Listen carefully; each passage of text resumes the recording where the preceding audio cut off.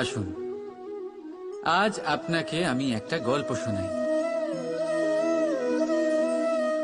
একবার এক চক্ষুহীন মানুষ মন্দিরে গেল ঈশ্বরের দর্শন করার জন্য। এবারে যখন ওখানে উপস্থিত লোকেরা জানতে পারল যে এই ব্যক্তি চক্ষুহীন, তখন কিছু লোক তাকে উপহাস করতে শুরু করে দিল। যে ব্যক্তি সম্পূর্ণরূপে দৃষ্টিহীন, সে কি করতে এসেছে এখানে? হয়তো সে ঈশ্বরের কাছে নালিশ করতে এসেছে যে কেন আপনি আমার দৃষ্টি কেড়ে নিলেন।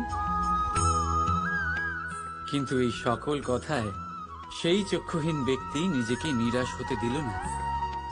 সে হাসল আর শুধুমাত্র একটাই কথা বলল সে, মানলাম যে আমার ভাগ্য আমার থেকে আমার দৃষ্টি কেড়ে নিয়েছে, কিন্তু আমি অভাগা নই, কারণ আমার ঈশ্বর, উনি আমায় দেখতে পাচ্ছেন।